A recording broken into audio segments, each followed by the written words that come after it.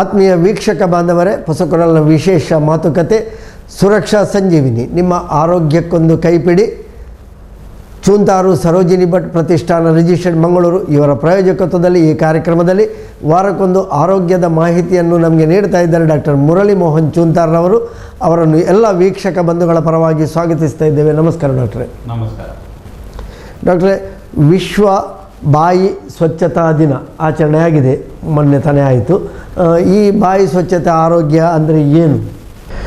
ನೋಡಿ, ನಮ್ಮ ಬಾಯಿಯ ಸ್ವಚ್ಛತೆಯನ್ನು ನಾವು ಚೆನ್ನಾಗಿ ಇಟ್ಕೊಂಡ್ರೆ ನಮ್ಮ ದೇಹದ ಆರೋಗ್ಯಕ್ಕೆ ಪೂರಕವಾಗ್ತದೆ ಅಂತ ಹೇಳೋ ಒಂದು ಉದ್ದೇಶದಿಂದ ಪ್ರತಿ ವರ್ಷ ಆಗಸ್ಟ್ 1ರಂದು ಮೊನ್ನೆ ದಿವಸ ನಾವು ಈ ವಿಶ್ವ ಬಾಯಿ ಸ್ವಚ್ಛತಾ ದಿನ ಅಂತ ಹೇಳಿ ಹೀಗೆ ಪ್ರತಿಯೊಂದಕ್ಕೂ ನಾವು ವಿಶೇಷವಾದ ದಿನಗಳನ್ನು ಇಟ್ಕೊಂಡು ಆಚರಿಸಿಕೊಂಡು ಜನರಲ್ಲಿ ಆ ವಿಚಾರದ ಬಗ್ಗೆ ಜಾಗೃತಿ ಮೂಡಿಸುವಂಥ ಒಂದು ಕಾರ್ಯಕ್ರಮ.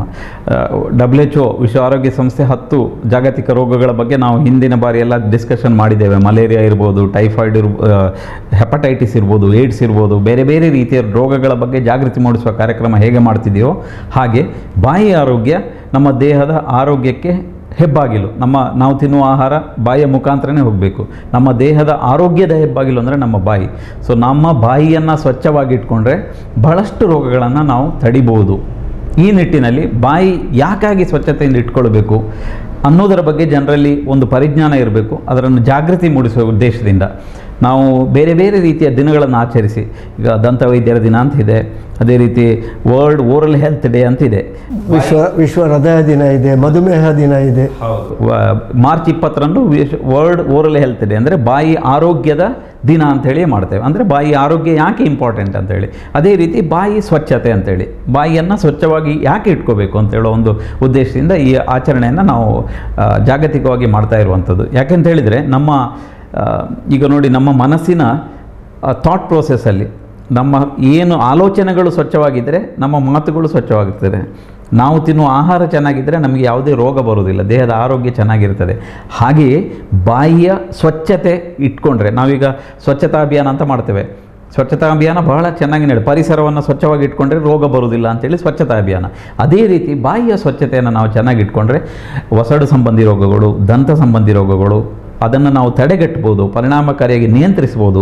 ಅದನ್ನು ಮಾಡಿದರೆ ನಮ್ಮ ದೇಹದ ಇತರ ಆರೋಗ್ಯದ ಮೇಲೆ ಒಂದು ಧನಾತ್ಮಕವಾದ ಪರಿಣಾಮ ಬೀರ್ತದೆ ಅನ್ನೋ ಉದ್ದೇಶದಿಂದ ಈ ಆಚರಣೆಯನ್ನು ನಾವು ಜಾಗತಿಕವಾಗಿ ಆಗಸ್ಟ್ 1ರಂದು ಮಾಡ್ತಾ ಇರುವಂಥದ್ದು. ಸ್ವಚ್ಛತೆ ಮತ್ತು ಆರೋಗ್ಯಕ್ಕೆ ಮತ್ತು ಸ್ವಚ್ಛತೆ ಮತ್ತು ಶುದ್ಧತೆಗೆ ಒಂದು ರೀತಿಯ ಅವಿನಾವ ಭಾವ ಸಂಬಂಧ. ನೀವು ಅದೆಷ್ಟೋ ಸಲ ಹೇಳಿದ್ರಿ, ಬಾಯಿ ತೆರೆದರೆ ಬ್ರಹ್ಮಾಂಡ ಕಾಣ್ತದೆ, ಬಾಯಿಯಲ್ಲಿ ಬ್ರಹ್ಮಾಂಡ ಅಡಗಿದೆ ಅಂತ ಹೇಳ್ತೀರಿ. ಹೌದು, ಖಂಡಿತವಾಗಿ. ಯಾಕೆಂತ ಹೇಳಿದರೆ ನಮ್ಮ ಪುರಾಣ ಕಥೆಗಳಲ್ಲಿ ಇದೆ, ಏನು ಕೃಷ್ಣ ಪರಮಾತ್ಮ ಮಗುವಾಗಿದ್ದಾಗ ಮಣ್ಣು ತಿಂದಾಗ ಯಶೋದೆ ಬಾಯಿ ತೆರೆದಾಗ, ಬಾಯಿ ತೆರಿ ಅಂತೇಳಿ ಮಗನಿಗೆ ಹೇಳಿದಾಗ ಬಾಯಲ್ಲಿ ಏನಿದೆ ಅಂಥೇಳಿ ಕೃಷ್ಣನಿಗೆ ಹೇಳಿದಾಗ, ಕೃಷ್ಣ ಬಾಯಿ ತೆರೆದಾಗ ಬ್ರಹ್ಮಾಂಡವನ್ನೇ ಯಶೋದೆ ನೋಡಿದ್ಲು ಅಂತೇಳಿ ಪುರಾಣದ ಕಥೆಗಳಲ್ಲಿದೆ.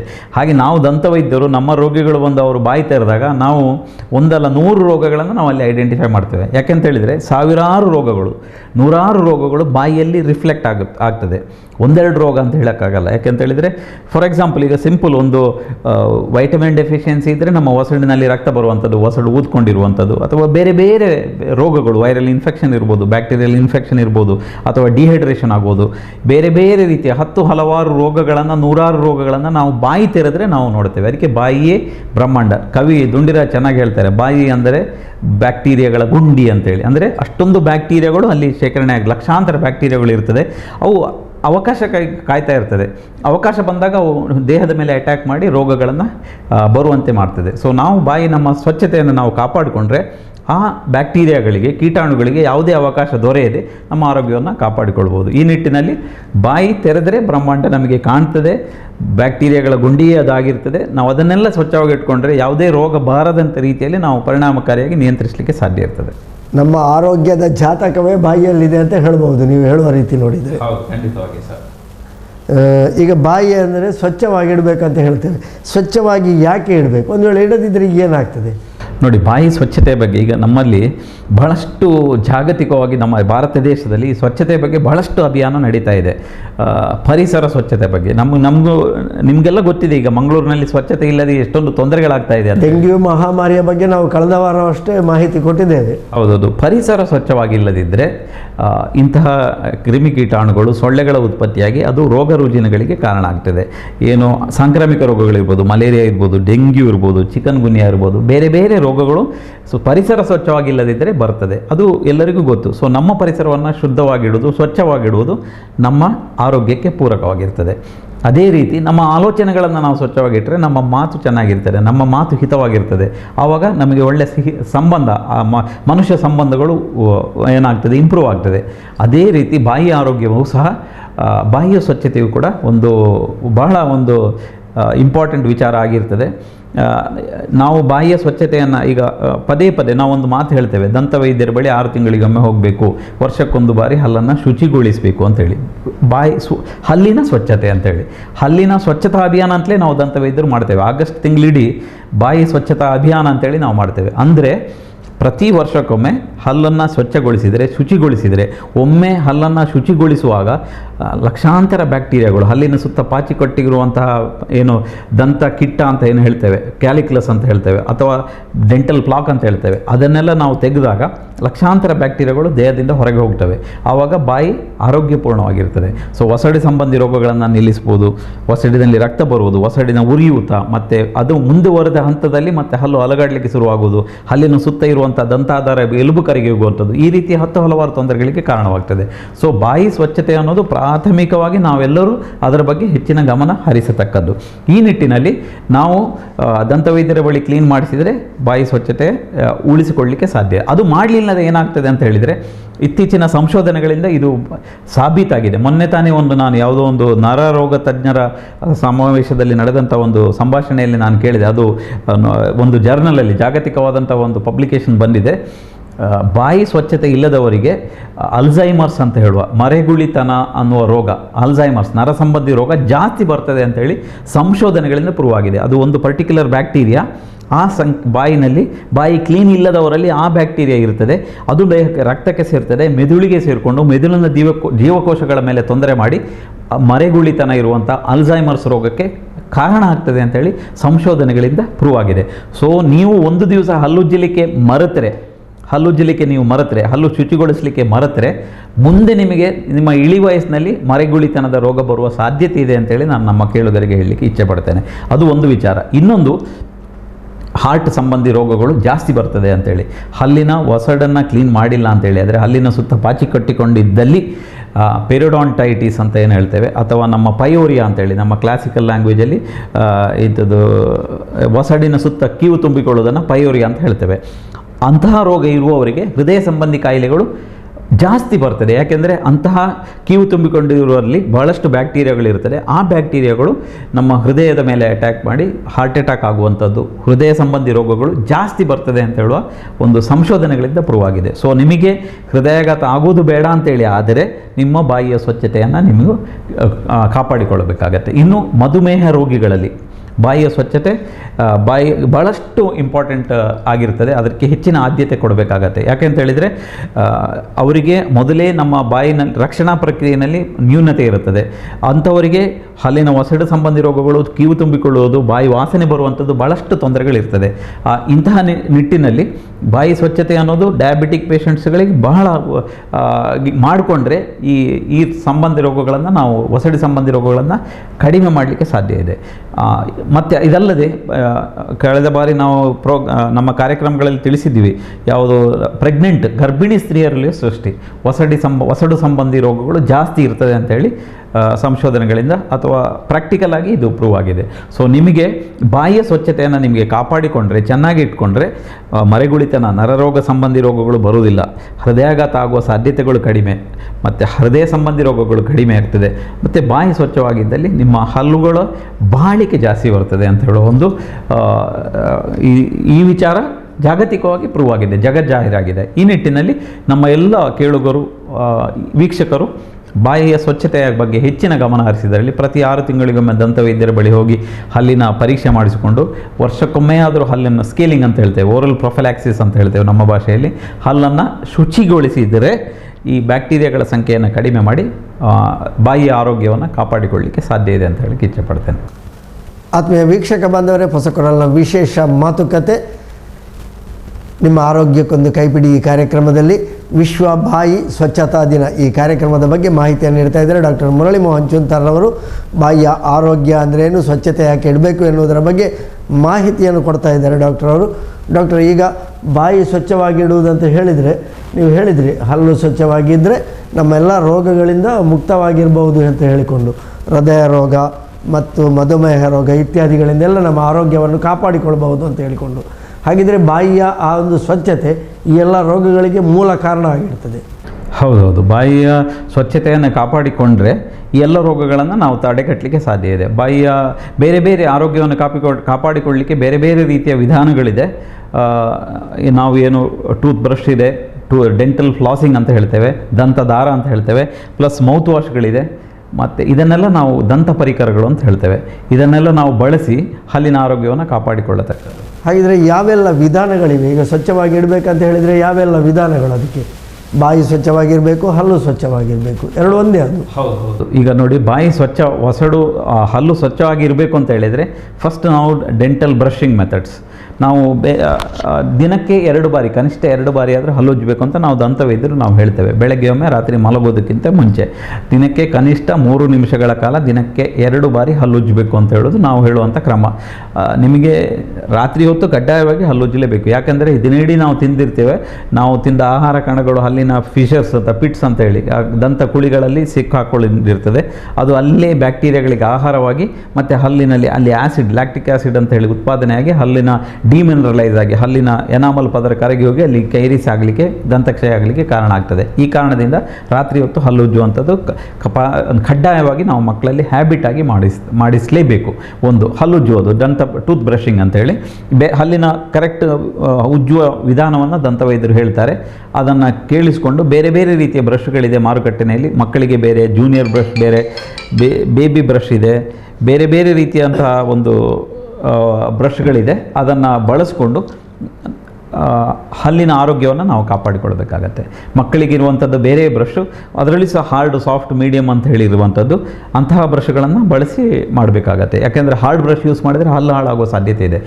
ಹಲ್ಲು ಶುಚಿಯಾಗಿರಬೇಕು ಅಂತ ಹೇಳೋ ಉದ್ದೇಶದಿಂದ ನಾವು ಜಾಸ್ತಿ ಹಲ್ಲು ಉಜ್ಜಿದ್ರೆ ಹಲ್ಲು ಹಾಳಾಗಲಿಕ್ಕೂ ಸಾಧ್ಯತೆ ಇದೆ. ಒಸಡಿಗೂ ತೊಂದರೆ, ಒಸಡು ಜಾರುವಂಥದ್ದು, ಹಲ್ಲಿನ ಎನಾಮಲ್ ಪದರೆ ಕರಗಿ ಹೋಗುವಂಥದ್ದು, ಅತಿ ಸಂವೇದನೆ ಆಗುವಂಥದ್ದು, ಈ ಎಲ್ಲ ತೊಂದರೆಗಳಿಗೆ ಕಾರಣ ಆಗ್ತದೆ. ಈ ಕಾರಣದಿಂದ ಸರಿಯಾದ ಮೆಥಡ್ನಲ್ಲಿ ಕನಿಷ್ಠ 3 ನಿಮಿಷಗಳ ಕಾಲ ದಿನಕ್ಕೆ 2 ಬಾರಿ ಹಲ್ಲು ಉಜ್ಜಿದ್ರೆ ಸಾಕು. ಕೆಲವೊಮ್ಮೆ ಹೇಳ್ತಾರೆ ನಾವು ದಿನಕ್ಕೆ 3 ಬಾರಿ ಹಲ್ಲುಜ್ಜುತ್ತೇವೆ, 4 ಬಾರಿ ಹಲ್ಲುಜ್ಜುತ್ತೇವೆ ಅಂತೇಳಿ. ಈ ರೀತಿ ಮಾಡಬಾರ್ದು. ಯಾಕೆಂತ ಹೇಳಿದರೆ ದಿನಕ್ಕೆ 2 ಬಾರಿ ಹಲ್ಲುಜ್ಜಿದ್ರೆ ಧಾರಾಳವಾಗಿ ಸಾಕಾಗ್ತದೆ. ಜಾಸ್ತಿ ಹಲ್ಲು ಉಜ್ಜಿದ್ರೆ ಹಲ್ಲು ಹಾಳಾಗುವ ಸಾಧ್ಯತೆ ಇರ್ತದೆ. ಒಂದು ಡೆಂಟಲ್ ಬ್ರಷಿಂಗ್, ಇನ್ನು ಡೆಂಟಲ್ ಫ್ಲಾಸಿಂಗ್ ಅಂತ ನಾವು ಹೇಳ್ತೇವೆ, ದಂತದಾರ ಅಂತ ಹೇಳ್ತೇವೆ. ಡೆಂಟಲ್ ಫ್ಲಾಸಿಂಗ್ ಅನ್ನೋದು ಬಳಸೋದು ವಿದೇಶಗಳಲ್ಲಿ ಬಹಳ ಸರ್ವೇ ಸಾಮಾನ್ಯ ಆಗಿದೆ. ನಮ್ಮ ಭಾರತ ದೇಶದಲ್ಲಿ ಇನ್ನೂ ಅಷ್ಟು ಫೆಮಿಲಿಯರ್ಸ್ ಆಗಲಿಲ್ಲ, ಜನರಿಗೂ ಅದರ ಬಗ್ಗೆ ಹೆಚ್ಚಿನ ಮಾಹಿತಿ ಸಹ ಆಗಿಲ್ಲ. ಏನಂದರೆ ದಂತ ಬಳ್ಳಿ ಅಂತ ಹೇಳ್ತೇವೆ, ವ್ಯಾಕ್ಸ್ ಇರುವಂತಹ ಬಳ್ಳಿ, ದಂತ ಬಳ್ಳಿಯಿಂದ ನಾವು ಫ್ಲಾಸಿಂಗನ್ನು 2 ಹಲ್ಲುಗಳ ನಡುವೆ ಸಿಕ್ಕಿದ ಆಹಾರ ಕಣಗಳನ್ನು ತೆಗಿಬೇಕಾಗತ್ತೆ. ಮಾರುಕಟ್ಟೆಯಲ್ಲಿ ಅವೈಲೇಬಲ್ ಇದೆ, ದಂತವೈದ್ಯರು ಪ್ರಿಸ್ಕ್ರೈಬ್ ಮಾಡ್ತಾರೆ. ಅದನ್ನು ತೆಕ್ಕೊಂಡು 2 ಹಲ್ಲುಗಳ ನಡುವಿರುವ ಆಹಾರ ಕಣಗಳನ್ನು ಬಹಳ ಪರಿಣಾಮಕಾರಿಯಾಗಿ ತೆಗಿಲಿಕ್ಕೆ ಸಾಧ್ಯ ಇದೆ. ಇಲ್ಲದಿದ್ದಲ್ಲಿ ಅಲ್ಲೇ ಆಹಾರ ಪದಾರ್ಥ ಸಿಕ್ಕಿ ಹಾಕಿಕೊಂಡು ಅಲ್ಲಿ ದಂತಕ್ಷಯ ಆಗುವ ಸಾಧ್ಯತೆಗಳು ಇದೆ. ಸೊ ಡೆಂಟಲ್ ಫ್ಲಾಸಿಂಗನ್ನು ಪ್ರತಿದಿನ ದಿನಕ್ಕೆ ಒಮ್ಮೆ ಆದರೂ ಮಾಡಲೇಬೇಕಾಗತ್ತೆ. ಇನ್ನು ಮೌತ್ ವಾಶ್ಗಳು, ಬೇರೆ ಬೇರೆ ರೀತಿಯ ಮೌತ್ ವಾಶ್ಗಳು ಮಾರುಕಟ್ಟೆಯಲ್ಲಿ ಲಭ್ಯವಿದೆ. ಆ್ಯಂಟಿಸೆಪ್ಟಿಕ್ ಮೌತ್ ವಾಶ್ ಇದೆ, ಮೌತ್ ಫ್ರೆಶ್ನರ್ ಅಂತ ಇದೆ, ಬಾಯಿಯಲ್ಲಿರುವಂಥ ಕೀಟಾಣುಗಳ ಸಂಖ್ಯೆ ಕಡಿಮೆ ಮಾಡಲಿಕ್ಕೆ ಇರುವಂಥ 0.2% ಕ್ಲೋರ್ಹೆಕ್ಸಿಡಿನ್ ಮೌತ್ ವಾಶ್ ಬಹಳ ಜನಪ್ರಿಯವಾದದ್ದು. ಅದನ್ನು ಸಹ ಬಳಸಲಿಕ್ಕಾಗತ್ತೆ. ನೀವು ವೈದ್ಯರ ಬಳಿ ಹೋದಾಗ ನಮಗೆ ಬಾಯಿ ವಾಸನೆ ಇದೆ, ನಮಗೆ ಮೌತ್ ವಾಶ್ ಬೇಕು ಅಂತ ಹೇಳಿದರೆ ಅವರು ಬರೆದು ಕೊಡ್ತಾರೆ. ಅದನ್ನು ನಾವು ಬಳಸ್ತಕ್ಕಂಥದ್ದು. ನಮ್ಮಲ್ಲಿ ಓವರ್ ದ ಕೌಂಟರ್ ಆಗಿ ಮೌತ್ ವಾಶ್ ಸಹ ಸಿಗ್ತದೆ. ಮೆಡಿಕಲ್ ಶಾಪಲ್ಲಿ ಹೋಗಿ ನನಗೆ ಬಾಯಿ ವಾಸನೆ ಇದೆ ಅಂತ ಅದು ಸಹ ಸಿಗ್ತದೆ. ಅದು ಸೇಲ್ ಮಾಡಬಾರ್ದಂತ ಏನಿಲ್ಲ, ಅದು ಓವರ್ ದ ಕೌಂಟರ್ ಡ್ರಗ್, ಅದನ್ನು ಬಳಸಲಿಕ್ಕೆ ಸಾಧ್ಯ ಇದೆ. ಸೊ ಮೌತ್ ವಾಶ್ಗಳನ್ನು ದಿನಕ್ಕೆ ಒಮ್ಮೆ ನಿಮಗೆ ಮೌತ್ ವಾಶಿನ ಆ್ಯಕ್ಸೆಸ್ ಇಲ್ಲ ಅಂತೇಳಿ ಆದರೆ ನಾವು ನಮ್ಮ ಹಿಂದಿನ ಕಾಲದಲ್ಲಿ ನಮ್ಮ ಅಜ್ಜಂದರು ಹೇಳ್ತಾ ಇದ್ರು, ಬೆಚ್ಚ ನೀರಿಗಂತ ಉಪ್ಪು ಬಾಡದು ಬಾಯಿ ಮುಕ್ಕಲಾಲೆ ಅಂತೇಳಿ. ಬಿಸಿ ನೀರಿಗೆ ಸ್ವಲ್ಪ ಉಪ್ಪು ಹಾಕಿ, ಅದು ಈಗ ತುಂಬ ಮಂದಿ ಅದನ್ನು ಉಪಯೋಗಿಸ್ತಾರೆ.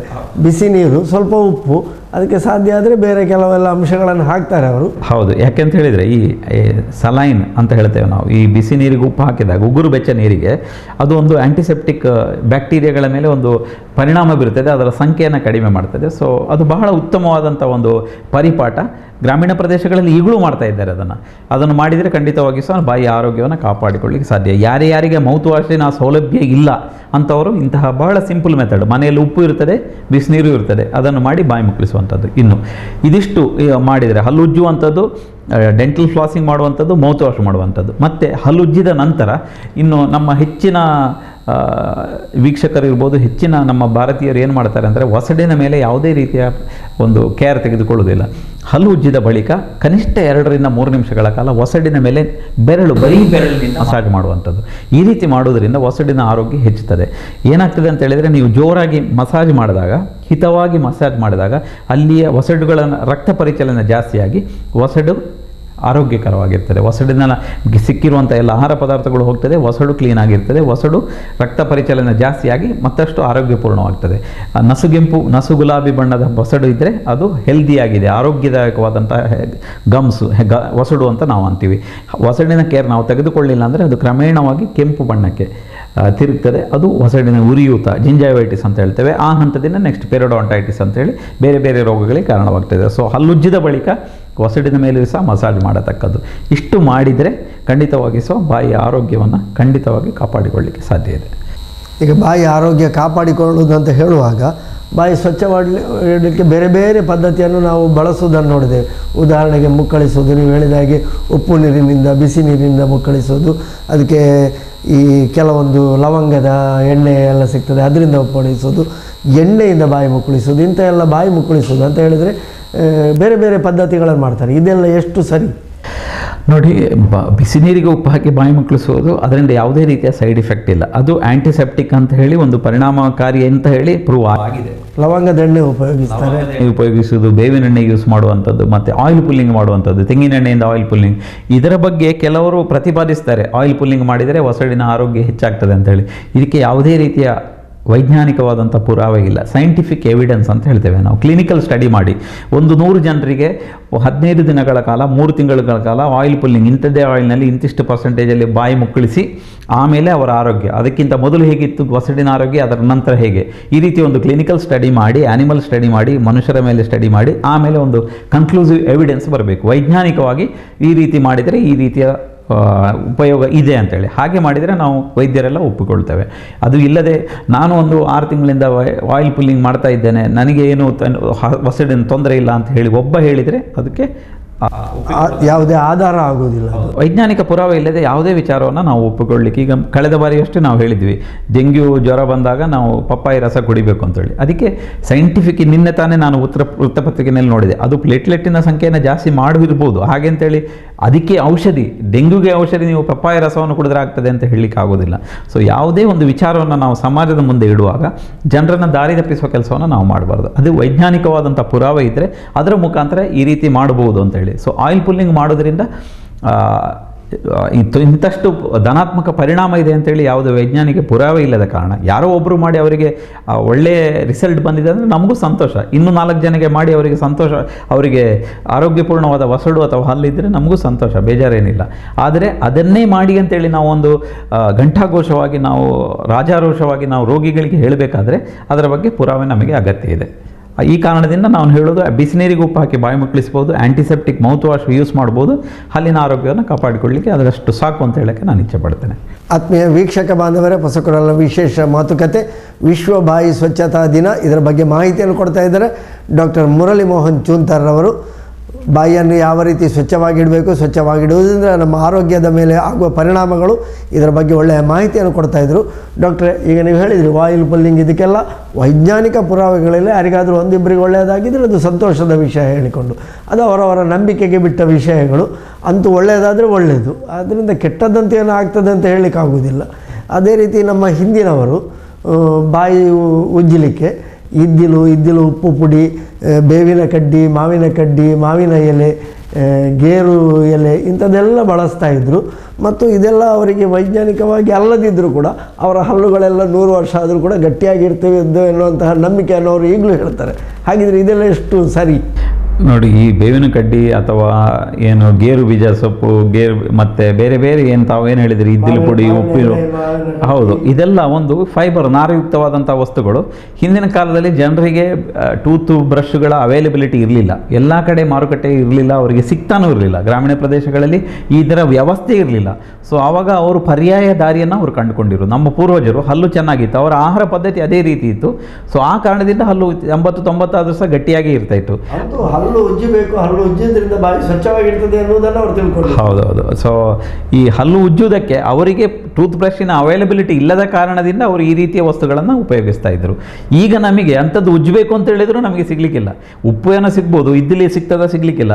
ಬೇವಿನ ಕಡ್ಡಿ ಸಿಗ್ಲಿಕ್ಕಿಲ್ಲ. ಗೇರು ಬೀಜದ ಮರ ನಾವು ಉಜ್ಜಬೇಕಾದ್ರೆ ತಿಂಗಳಲ್ಲೊಮ್ಮೆ ಹಲ್ಲು ಉಜ್ಜಬೇಕಾದಿತ್ತು. ನಮಗೆ ಗೇರು ಬೀಜದ ಎಲೆ ಸಿಗುವ ಸಾಧ್ಯತೆ ಇಲ್ಲ. ಬೇವಿನ ಕಡ್ಡಿಯೂ ಸಹ ಅಷ್ಟೇ, ಅಷ್ಟು ಸುಲಭದಲ್ಲಿ ಸಿಗುವುದಿಲ್ಲ. ಮಾವಿನ ಎಲೆ ಸಿಕ್ಕುವುದಿಲ್ಲ, ಮಾವಿನ ಕಡ್ಡಿ ಸಿಕ್ಕುವುದಿಲ್ಲ. ಹೌದು. ಆದ ಕಾರಣದಿಂದ ಈ ಎಲ್ಲ ವಸ್ತುಗಳು ಪರ್ಯಾಯವಾಗಿ ಹಲ್ಲು ಟೂತ್ ಬ್ರಷ್ ಇಲ್ಲದ ಸಮಯದಲ್ಲಿ ನಮಗೆ ಸಿಕ್ಕಿರುವಂಥದ್ದು. ಆ ಕಾರಣದಿಂದ ಅವರು ಅದನ್ನು ಬಳಸ್ತಾ ಇದ್ದರು. ಹಾಗಿರುವ ಕಾರಣದಿಂದ ಈಗ ಎಲ್ಲರಿಗೂ ಸಹ, ಪ್ರತಿಯೊಬ್ಬರಿಗೂ, ಒಬ್ಬೊಂದು ಮನೆಯಲ್ಲಿ ಒಬ್ಬೊಬ್ಬನಿಗೆ 10 ಟೂತ್ ಬ್ರಷ್ಗಳು ಇರ್ತದೆ. ಒಂದೊಂದು ದಿವಸ ನಮ್ಮ ಮಕ್ಕಳಲ್ಲಿ ನಾವೆಲ್ಲ ಪ್ರಮೋಟ್ ಮಾಡ್ತೇವೆ, ಹಲ್ಲು ಉಜ್ಜಲಿಕ್ಕೆ ಅವರಿಗೆ ಶಿಕ್ಷೆ ಆಗಬಾರ್ದು ಅಂತೇಳಿ. ಸೋಮವಾರ ಒಂದು ಕಲರ್ ಪಿಂಕ್ ಕಲರ್, ಮಂಗಳವಾರ ಬ್ಲೂ ಕಲರ್, ಬುಧವಾರ ರೆಡ್ ಕಲರ್, ಈ ರೀತಿ ಬೇರೆ ಬೇರೆ ರೀತಿಯ, ಬೇರೆ ಬೇರೆ ವಿನ್ಯಾಸದ, ಬೇರೆ ಬೇರೆ ಮೃದುತ್ವದ, ಬೇರೆ ಬೇರೆ ರೀತಿಯಂಥ ಟೂತ್ ಬ್ರಷ್ಗಳು ಅವೈಲೇಬಲ್ ಇದೆ. ಸೊ ಈಗಿನ ಕಾಲದಲ್ಲಿ it is a simple common sense. ನಿಮಗೆ ಹಲ್ಲು ಉಜ್ಜಲಿಕ್ಕೆ ಮೃದುವಾದ ಬ್ರಿಸಲ್ಸ್ ಇರುವಂಥ ಚೆನ್ನಾಗಿರುವಂಥ ಬ್ರಷ್ ಇರುವಾಗ ನೀವು ಈ ಪ್ರಿಮಿಟಿವ್ ಮೆಥಡ್ಗಳನ್ನು ಯೂಸ್ ಮಾಡಬೇಕಾದ ಅವಶ್ಯಕತೆ ಇಲ್ಲ. ಇನ್ನು ಟೂತ್ ಬ್ರಷ್ಗಳಲ್ಲೂ ಬೇರೆ ಬೇರೆ ವಿಧಾನ ಬಂದಿದೆ, ಬೇರೆ ಬೇರೆ, ಅದರಲ್ಲೂ ಕೂಡ ಉಪ್ಪಿದೆಯಾ, ಲವಂಗ ಇದೆಯಾ, ಈ ಎಲ್ಲ ಅಂಶಗಳನ್ನು ಅವರೇ ಹೇಳ್ತಾ ಇದ್ದಾರೆ. ನಮಗೆ ಉಪ್ಪಿನ ಅಗತ್ಯ ಇಲ್ಲ, ಯಾಕೆಂದರೆ ಟೂತ್ ಪೇಸ್ಟ್ಗಳಲ್ಲಿ ಈಗ ನಮ್ಮ ಕಾಲ್ಗೇಟ್ನವರು ಅಥವಾ ಬೇರೆ ಎಲ್ಲ ಕಂಪನಿಗಳು ಹೇಳ್ತಾರೆ ನಮ್ಮ ಟೂತ್ ಪೇಸ್ಟ್ನಲ್ಲಿ ಉಪ್ಪು ಇದೆ, ನಮ್ಮ ಟೂತ್ ಪೇಸ್ಟ್ನಲ್ಲಿ ದಾಲ್ಚಿನ್ನಿ ಇದೆ, ಲವಂಗ ಇದೆ ಅಂತ ಹೇಳಿ, ಆಯುರ್ವೇದಿಕ್ ಶಕ್ತಿ ಇದೆ. ಹೌದೌದು, ಬೇರೆ ಬೇರೆ ರೀತಿಯಲ್ಲಿ ಅದು ಮಾರ್ಕೆಟಿಂಗ್ ತಂತ್ರಜ್ಞಾನ. ಆ ರೀತಿ ಮಾಡಿ ಜನರನ್ನು ಮರಳು ಮಾಡಿ ನಮ್ಮ ಪೇಸ್ಟ್ ತಗೊಳ್ಬೇಕು ಅಂತೇಳಿ ಅವರು ಮಾಡುವಂಥದ್ದು. ಒಟ್ಟಿನಲ್ಲಿ ನಾನು ಹೇಳೋದಿಷ್ಟೇ, ಇದು ಮೊನ್ನೆ ತಾವು ಹೇಳಿದಾಗ ನನಗೆ ಮಾತು ನೆನಪು ಬಂತು. ಯಾರೋ ವಾಟ್ಸಪ್ನಲ್ಲಿ ಕಳಿಸಿದರು, ನಿಮ್ಮ ಟೂತ್ ಪೇಸ್ಟ್ನಲ್ಲಿ ಉಪ್ಪು ಇದೆಯಾ, ಲವಂಗ ಇದೆಯಾ, ದಾಲ್ಚಿನ್ನಿ ಇದೆಯಾ ಅಂತ ಕೇಳಿದರು. ಕೊನೆಗೆ ನಾವು ಕೇಳಬೇಕಾಗತ್ತೆ ನಿಮ್ಮ ಬಾಯಿನಲ್ಲಿ ಹಲ್ಲಿದೆಯಾ ಅಂತೇಳಿ. ಇಷ್ಟೆಲ್ಲ ಹಾಕಿದ ಮೇಲೆ ಕೊನೆಗೆ ಹಲ್ಲು ಉಳಿಲಿಕ್ಕಿಲ್ಲ. ಆ ಥರ ವ್ಯವಸ್ಥೆಗೆ ಬಂದು ನಿಂತಿದ್ದೇವೆ. ನಾನು ಕೇಳುಗರಿಗೆ, ವೀಕ್ಷಕರಿಗೆ ಹೇಳೋದಿಷ್ಟೇ, ನೀವು ಯಾವುದೇ ಟೂತ್ ಪೇಸ್ಟ್ಗಳನ್ನು ಇಂಥದ್ದೇ ಕಂಪನಿ, ಕಾಲ್ಗೇಟ್, ಕ್ಲೋಸಪ್, ರಾಮ್ದೇವ್, ರಾಮ್ಕಾಂತಿ, ದಂತಕಾಂತಿ, ಬೇರೆ ಬೇರೆ ರೀತಿಯ ಟೂತ್ ಪೇಸ್ಟ್ಗಳಿದೆ, ನಾನು ಇಲ್ಲ ಅಂತ ಹೇಳಲ್ಲ. ನೀವು ಬಿಳಿ ಬಣ್ಣದ ಟೂತ್ ಪೇಸ್ಟ್, ಬೇರೆ ಬೇರೆ ಕಲರು, ಬ್ಲೂ, ರೆಡ್ ಮಿಕ್ಸ್ ಆಗಿರುವಂಥದ್ದು, ಪಿಂಕ್ ಕಲರ್, ಬೇರೆ ಬೇರೆ ಕಲರ್ದು ಸಹ ಇದೆ. ವೈಟ್ ಕಲರ್ ಟೂತ್ ಪೇಸ್ಟ್ ನೀವು ದಯವಿಟ್ಟು ಬಳಸಿ. ದಿನಕ್ಕೆ 2 ಬಾರಿ ಹಲ್ಲು ಉಜ್ಜಿದ್ರೆ ಸಾಕು. ಅದರಲ್ಲಿ ಉಪ್ಪು ಇದೆಯಾ, ಲವಂಗ ಇದೆಯಾ, ಅದರ ಬಗ್ಗೆ ಜಾಸ್ತಿ ತಲೆ ಕೆಡಿಸಿಕೊಳ್ಬೇಕಾದ ಅವಶ್ಯಕತೆ ಇಲ್ಲ. ವೈಟ್ ಕಲರ್ ಟೂತ್ಪೇಸ್ಟ್ ಯಾವುದೇ ಕಂಪನಿದು ನೀವು ಬಳಸಿ.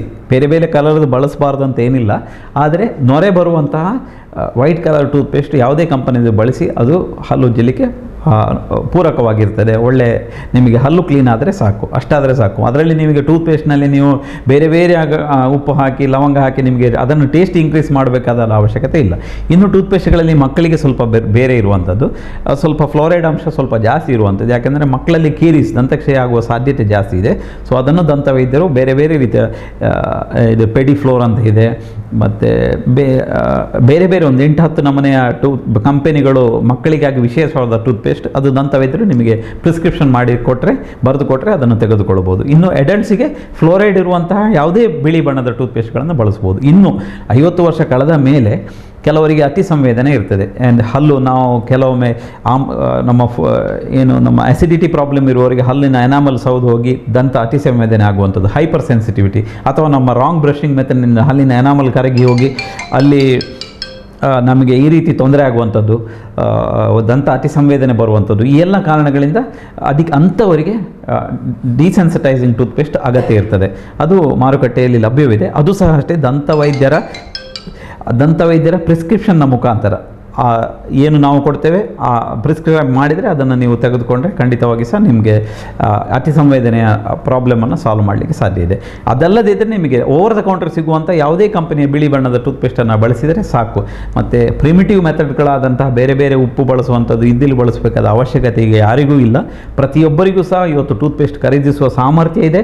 ಈಗ ನಿಮಗೆ ಆನ್ಲೈನಲ್ಲಿದೆ, ಮನೆಯಲ್ಲಿ ಕೂತು ನೀವು ಅಮೆಝಾನಲ್ಲಿ ಪರ್ಚೇಸ್ ಮಾಡ್ಬೋದು. ನಿಮಗೆ ಬೇಕಾದ ಟೂತ್ ಬ್ರಷ್ಗಳನ್ನು ನೀವು ಪಿಕ್ಚರ್ ನೋಡಿ ನಿಮಗೆ ಕ್ಲಿಕ್ ಮಾಡಿದರೆ ಮರುದಿವಸ ಅರ್ಧ ಗಂಟೆಯಲ್ಲಿ ನಿಮ್ಮ ಮನೆಗೆ ಬಂದಿರ್ತದೆ. ಇನ್ನೊಂದು ಕಾಲಕ್ಕೆ ಅವರೇ ಬಂದು ಬ್ರಷ್ ಮಾಡಿಕೊಂಡು ಹೋಗುವ ಕಾಲವೂ ಬರ್ಬೋದು, ಇಲ್ಲ ಅಂತ ಹೇಳೋಕ್ಕಾಗಲ್ಲ. ಈಗ ಅದು ಸಹ ಇನ್ನೊಂದು ವಿಚಾರ, ಬೇವಿನ ಕಡ್ಡಿ ಸಹ ಈಗ ಅಮೆಝಾನಲ್ಲಿ ಸಿಗ್ತದೆ, ನಾನು ಇಲ್ಲ ಅಂತ ಹೇಳೋದಿಲ್ಲ.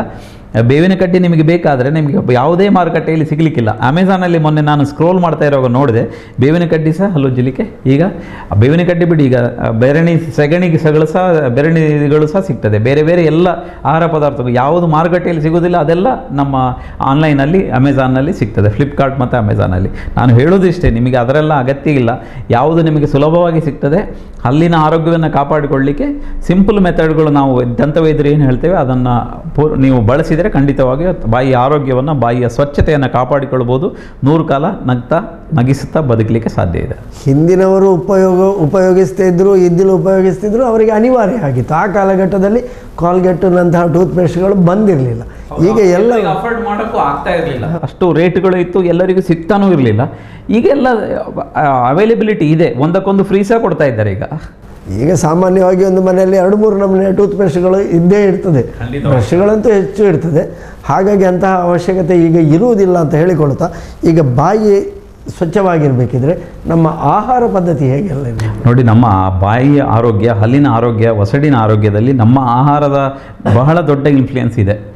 ತಾವು ಆಗ ಹೇಳಿದಿರಿ, ನಮ್ಮ ಹಿಂದಿನ ಕಾಲದಲ್ಲಿ ಅವರಿಗೆ 80-90 ಆದರೂ ಸಹ ಒಳ್ಳೆ ಹಲ್ಲು ಇತ್ತು. 100 ವರ್ಷ ಆದರೂ ಹಲ್ಲು ಉದರದೇ ಇದ್ದವರು, ಗಟ್ಟಿಯಾದ ಹಲ್ಲಿದ್ದವರು, ಹಲ್ಲಿನಿಂದ ಕಚ್ಚಿ ತಿಂತ ಇದ್ದವರನ್ನು ನಾನು ನೋಡಿದೆ. ಅವರಿಗೆ ದಂತವೈದ್ಯರ ಅವಶ್ಯಕತೆನೇ ಇರಲಿಲ್ಲ. ಯಾಕೆಂದರೆ ಆಗಿನ ಕಾಲದಲ್ಲಿ ಅವರಿಗೆ ಅದಕ್ಕೆ ಪೂರಕವಾದ, ದಂತ ಆರೋಗ್ಯಕ್ಕೆ ಪೂರಕವಾದ ಆಹಾರ, ನಾರುಯುಕ್ತ ಆಹಾರ, ಕಬ್ಬು ತಿಂತಾಯಿದ್ರು. ಕಬ್ಬಿನ ಜಲ್ಲೆಯನ್ನು ಗಟ್ಟಿಯಾಗಿ ಹಲ್ಲಲ್ಲಿ ಕಚ್ಚಿ ಅಗಿತಾ ಇದ್ರು. 80-90 ವರ್ಷ ಆದರೂ ತಿಂತಾಯಿದ್ರು. ಈಗ ನಮಗೆ ಆಗೋದಿಲ್ಲ. ಈಗ ಕಬ್ಬಿನ ಜಲ್ಲೆ ಸಿಗುವುದೇ ಇಲ್ಲ. ಯಾರಿಗಾದರೂ ಸಿಕ್ಕಿದರೆ ಅದನ್ನು ತಿನ್ನುವುದು ಹೇಗೆ ಅಂತೇಳಿ ನಾವು ಯೂಟ್ಯೂಬ್ನಲ್ಲಿ ಕಬ್ಬು ತಿನ್ನುವುದು ಹೇಗೆ ಅಂತೇಳಿ ಹಾಕಿದರೆ ಬರ್ತದೆ. ಜನರಿಗೆ, ಮಕ್ಕಳಿಗೆ ಗೊತ್ತಿರೋದಿಲ್ಲ. ಸೊ ಅದನ್ನು ತಿನ್ನಲಿಕ್ಕೆ ಹೋದರೆ ಇದ್ದ ಹಲ್ಲುಗಳು ಬಿದ್ದು ಹೋಗುವಂಥ ವ್ಯವಸ್ಥೆಗೆ ನಾವು ಬಂದು ನಿಂತಿದ್ದೇವೆ. ಸೊ ಅಂತಹ ಕಬ್ಬನ್ನು ಅವರು ಚೆನ್ನಾಗಿ ತಿಂತಾಯಿದ್ರು. ಕ್ಯಾರೆಟ್, ಹಸಿ ತರಕಾರಿಗಳು, ನಾರುಯುಕ್ತ ಪದಾರ್ಥಗಳು, ಗೆಡ್ಡೆ ಗೆಣಸುಗಳನ್ನು ಅವರು ಹಸಿ ಪದಾರ್ಥಗಳನ್ನು ಜಾಸ್ತಿ ತಿಂತಾಯಿದ್ರು. ಹಾಗಿರುವ ಕಾರಣದಿಂದ ಅವರು ಅದು ಸೆಲ್ಫ್ ಕ್ಲೆನ್ಸಿಂಗ್ ಆ್ಯಕ್ಷನ್ ಇದೆ. ಅಂದರೆ ಅದರಲ್ಲಿ ಅಂಟು ಪದಾರ್ಥಗಳು ಇರಲಿಲ್ಲ, ಹಲ್ಲಿಗೆ ಅಂಟಿಕೊಳ್ಳುವಂಥ ವ್ಯವಸ್ಥೆ ಇರಲಿಲ್ಲ.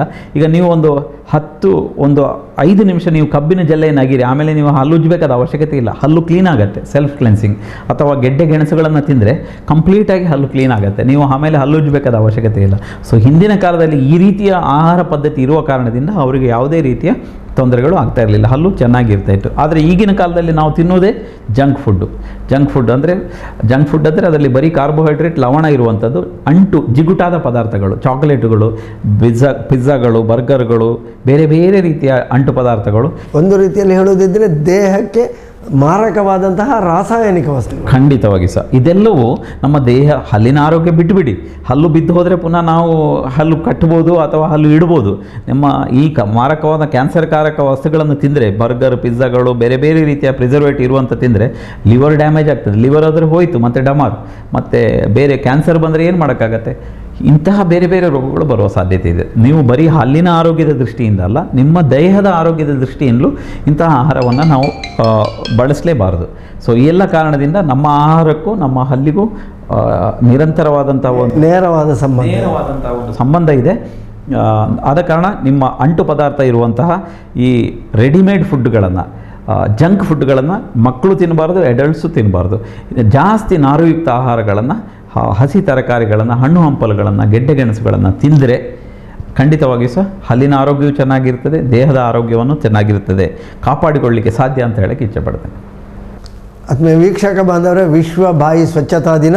ಈ ದಿನದಲ್ಲಿ ನಮ್ಮ ಬಾಯಿ ಸ್ವಚ್ಛವಾಗಿರುವುದರಿಂದ ನಮ್ಮ ಆರೋಗ್ಯ ಹೇಗೆ ಸ್ವಚ್ಛವಾಗಿರ್ತದೆ, ಆರೋಗ್ಯಕ್ಕೂ ಮತ್ತು ಬಾಯಿಯ ಸ್ವಚ್ಛತೆಗೂ ಹೇಗೆ ನೇರ ಸಂಬಂಧ ಇದೆ ಎನ್ನುವುದನ್ನು ಒಳ್ಳೆಯ ಮಾಹಿತಿಯನ್ನು ಡಾಕ್ಟರ್ ಮುರಳಿ ಮೋಹನ್ ಚೂಂತಾರ್ರವರು ನೀಡಿದ್ದಾರೆ.